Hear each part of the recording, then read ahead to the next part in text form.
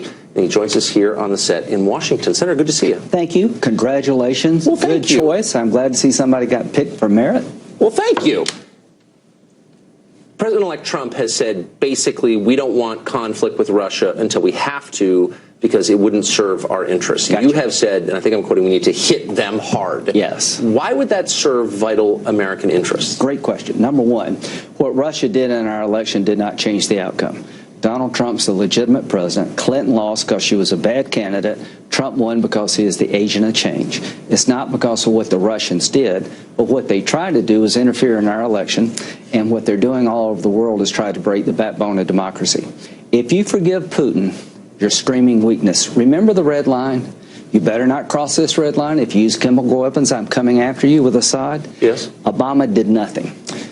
If you forgive Putin for what he's done in our election and what he's doing all over the world, he will be on steroids, and it's the worst possible thing you could do to reset relationships with Russia. You need to smack him in the face. I don't want a war with Russia, but I want them to pay a price for trying to undermine our democracy and what they're doing all over the world to other democracies. So you obviously were here for the debate surrounding the Iran deal. Yes. And you were a participant in that debate, a vigorous participant in that debate. Lousy deal. Yes.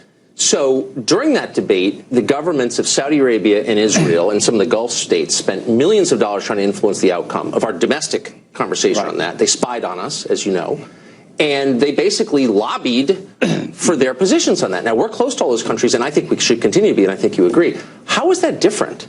Well, one, you pay lobbyists to represent your interests. Israel does it. A lot of foreign countries come to Capitol Hill hiring lobbyists to say, would you do A, B, or C? What the Russians did is they hacked into a political party. They did it to the Republicans and too. So anyway, the backbone of democracy is political parties.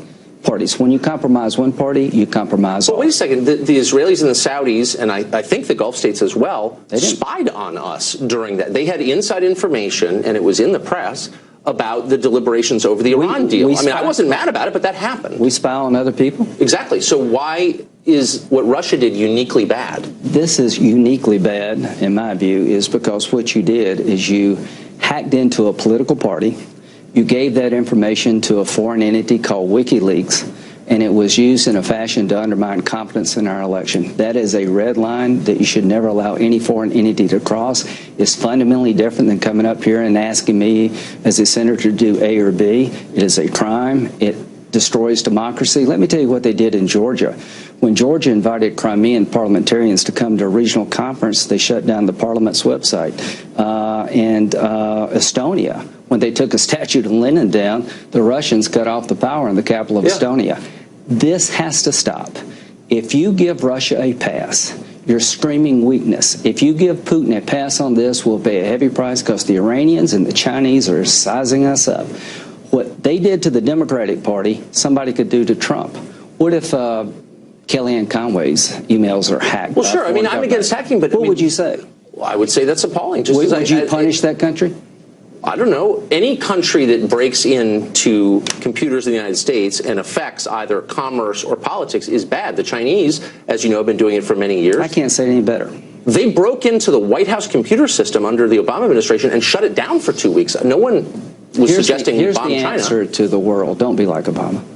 Don't do what Obama did. Don't give every bad thug and dictator in the world a pass. Make somebody pay a price for undermining our basic way of life. It's now time to reset the relationship with Russia. I've introduced sanctions against Russia that are more hard-hitting than Obama. Obama threw a pebble at Putin. I want to throw a rock. Why wouldn't you throw a rock at the Chinese? Count me in. Sanctions against China? Absolutely. Troops on the border? Count me in. With troops on the border? With sure.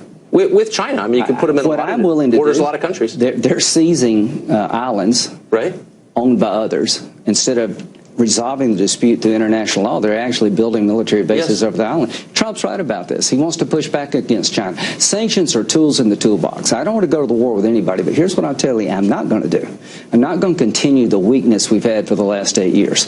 The best way to get America back in good standing is to have a president who will tell our enemies, you cross us at your own peril, and tell our friends it's okay to be a friend of America. The Baltic states who live in the shadow of Russia are all democracies, members of NATO. They're scared to death of Russia. Georgia and the Ukraine have been dismembered by Russia because Obama sat on the sidelines and didn't do a damn thing about it. Those days need to end. But a lot of Americans are saying that's all true, and nobody's for smaller states being subsumed by larger states or anyone getting bullied. That's good. But if you have, I don't know, a 19-year-old son like I do, why should I be pleased at the prospect of him losing his life to defend Ukraine or Crimea? Here's what I would say. If you join the military, you do so wide open. I don't want a war with Russia, but let me tell you, the last time we let one power, one country in Europe start gobbling up the rest of Europe, we had World War II. Here's what I can tell you. The rule of law means a lot to me. So Putin is Hitler? Is that? He is taking land owned by others by force. Okay. And if you excuse that, where does it stop? I don't know. I mean, China took Tibet. China's taking South China Sea, as you know. We're not going to war of Tibet. Are you okay with him taking the Crimea and disrupting Eastern Ukraine? No, but it's a question of what it's worth to us. I guess it's worth a lot to me. Let me tell you. Okay. Number one, world order means a lot to me. I don't want to live in a world where somebody can take something owned by another just because they can. I don't want to live in a world where people who want to be free are oppressed and kicked around by bullies. Putin kills his enemies, literally. Yeah. He's destroyed every instrument of democracy inside of Russia. He's exporting Putinism all over the planet. He's partnered up with Assad to help kill 400,000 Syrians. What does that matter to us? The Syrians who fled Syria because of being killed by Russia, Iran, and Assad, they're going to go throughout the world. I want young Syrians to believe that America is their friend, not their enemy. So Syria was, at the beginning of the Civil War, about 10% Christian, maybe a little bit more. Yeah. If you were to take a poll of Syrian Christians, how profound do you think the support would be for the Assad regime? It's mixed. Assad has played the Christian card to his benefit. He said, I'm here to help Christians. The bottom line is what Assad's done is he's taken every voice of opposition in his country and he's extinguished it through the use of force. The Arab Spring is real. People went out in the streets of Damascus to ask to live in a country that's more socially just. I don't want to live in a country where a few people get everything and nobody else gets anything. Of course not. I mean, it's a totally screwed up country run by a dictator, but I'm asking about a very large, one of the largest Christian populations in the Middle East, which has been destroyed by this civil war, and no one in the United States has said much about it. And they're uniformly pro-Assad. I mean, let's be real. It's not mixed. They're for Assad. He protected them. Not uniformly, but they're mostly pretty close to uniformly. And I met with them not long ago. Yeah. Here's the deal. The best thing that happened for Syria is for the people in Syria to decide who their leader is, not the Russians and the Iranians. The Iranians have toppled 4 Arab capitals. What does that mean to us? If you allow Iran, the Ayatollah, to develop a nuclear weapon, I think he'll use it. He's on the path to do that. If you allow him to turn the Middle East upside down, it will hurt us. Hezbollah is supported by Assad. Hezbollah is a mortal enemy to Israel.